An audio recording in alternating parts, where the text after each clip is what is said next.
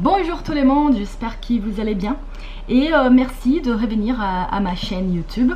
Aujourd'hui on va parler de nouveau du Brésil. On fera une mise à point sur la situation de la Covid-19 dans mon pays.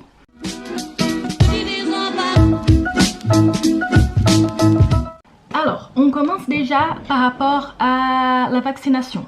Comment on est à ces moments au Brésil? Donc j'ai les données jusqu'à vendredi dernier, aujourd'hui c'est les 3 mai, donc jusqu'à vendredi dernier, on avait 14% de la population qui a été vaccinée avec une dose et 7% qui était vaccinée avec la deuxième dose.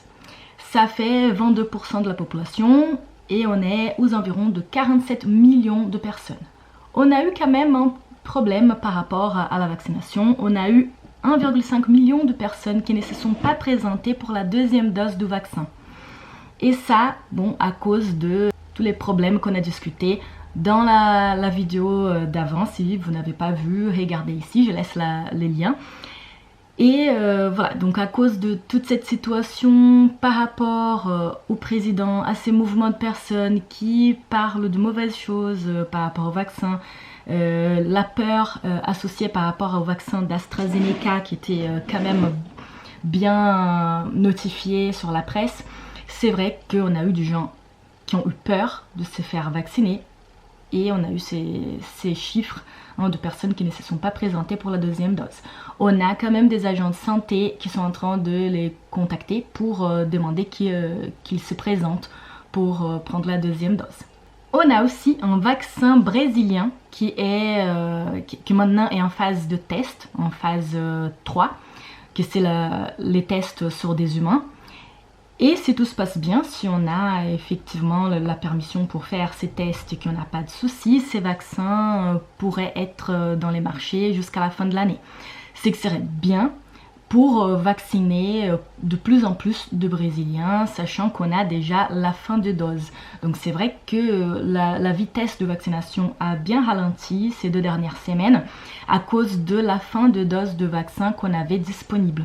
On attend maintenant que plus de vaccins arrivent dans les territoires et comme vous avez vu dans la dernière vidéo, on a eu quand même les soucis de refus de notre gouvernement d'acheter et de déjà prévoir les bonnes quantités de vaccins en fin de l'année dernière pour les raisons déjà expliquées dans cette dernière vidéo. Et donc voilà, on arrive à la fin de vaccins qu'on a disponibles. Il y a déjà de vaccins achetés, nous sommes en attente et on espère bien que les vaccins brésiliens puissent être développés le plus vite possible. Comme ça, on aura un vaccin de plus et un vaccin national pour la population. Une autre information qui est bien triste, c'est que, bon, on savait déjà que le variant brésilien atteignait de plus en plus de personnes jeunes, c'est-à-dire dans ses 20, 30, 40 ans. Mais là, une chose qu'on n'attendait pas et qu'on voit de plus en plus au Brésil, c'est une attente sur les petits enfants de moins de 2 ans. Donc malheureusement, on voit de plus en plus de bébés de quelques mois de vie, 2 mois, 6 mois, qui sont atteints d'une forme de Covid qui est quand même grave et qui ont besoin d'être hospitalisés avec un besoin d'oxygène très important et des fois même d'une intubation. Donc malheureusement, on voit que ça arrive avec un pourcentage considérable au Brésil. Malheureusement, on voit de plus en plus d'enfants atteints par ces variants de Covid.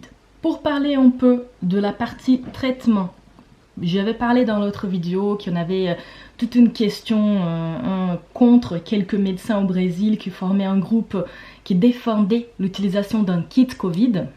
J'avais parlé dans l'autre vidéo que les kits Covid, normalement, il est composé par azithromycine, l'hydroxychloroquine et l'ivermectine, qu'on n'a pas de confirmation pour aucun de ces traitements, pas de validation, pas d'article, pas de vérification d'effets vraiment positifs par rapport à l'utilisation de ces médicaments-là.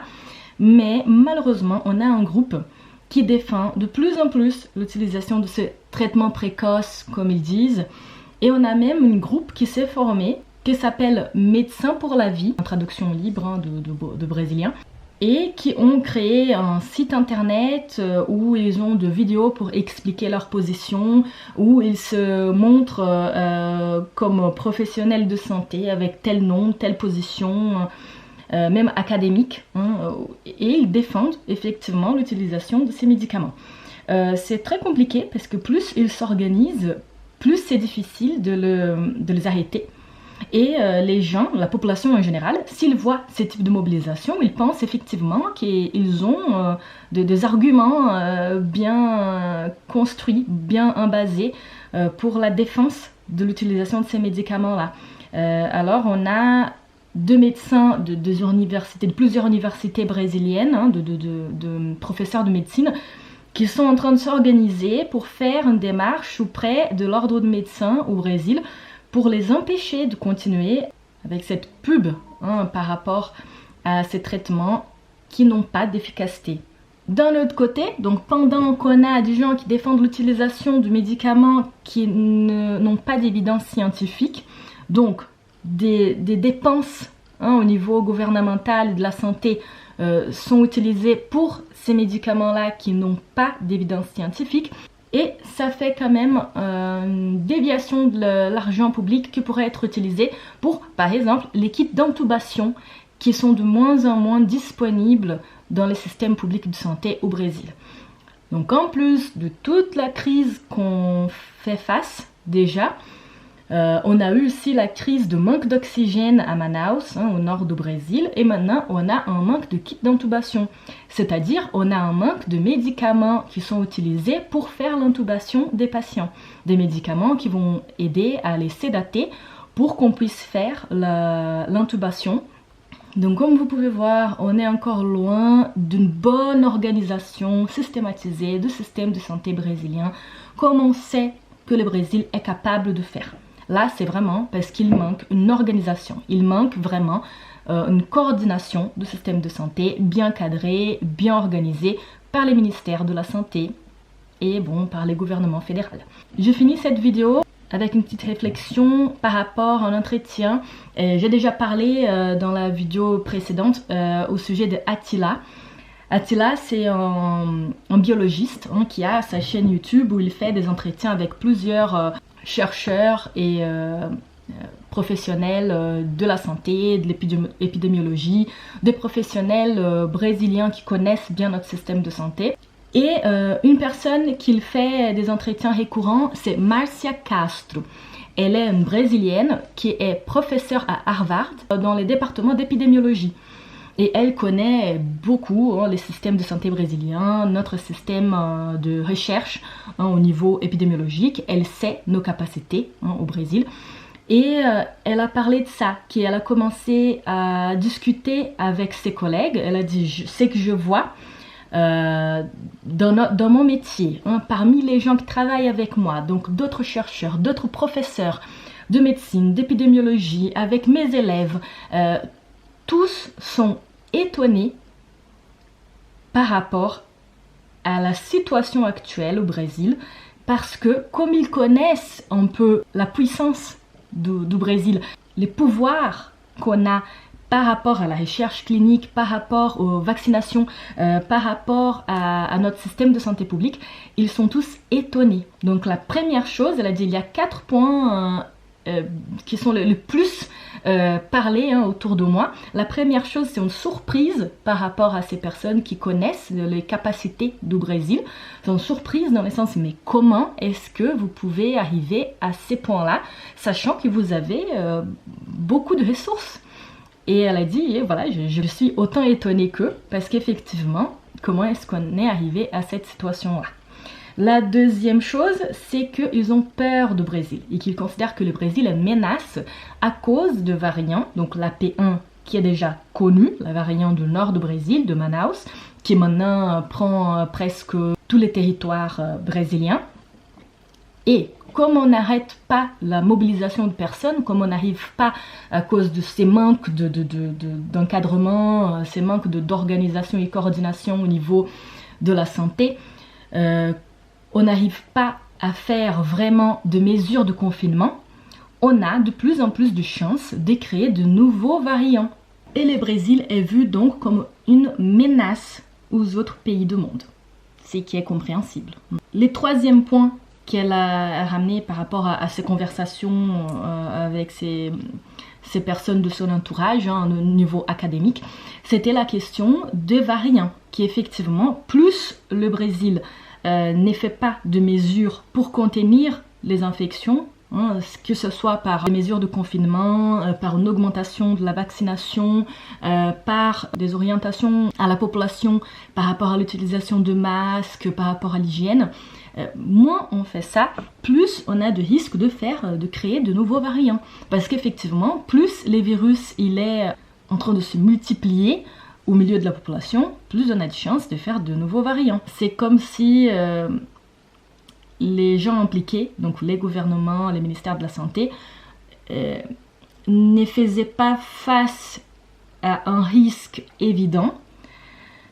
Et en plus d'être un peu dans le sens on s'en fiche un peu de la population brésilienne, c'est aussi on s'en fiche un peu de la population mondiale, parce qu'ils ne se rendent pas compte que s'ils font rien par rapport aux politiques de santé, et bon, le monde va continuer avec les frontières fermées au Brésil. Et comment est-ce qu'ils veulent que l'économie continue à bouger?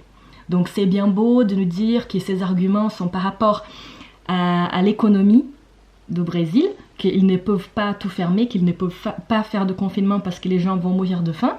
Mais bon, si on n'a pas de gens pour vendre nos services, nos produits, si les frontières sont fermées pour les tourismes, comment est-ce que ces gens-là vont survivre de toute façon? Et la quatrième chose qu'ils n'arrêtent pas de parler aux États-Unis autour de la professeure Marcia Castro, c'est par rapport à la CPI. La CPI, c'est un comité d'enquête parlementaire qui a été débuté, ça fait 2 semaines au Brésil, qui essaye de juger, donc c'est une commission qui a été faite pour une enquête parlementaire. Ils vont prendre tous les gens qui ont fait partie du gouvernement depuis les débuts de la crise sanitaire de la Covid pour essayer de comprendre les faux, ce qu'on n'a pas bien fait, pour essayer de trouver les coupables et de les juger si nécessaire.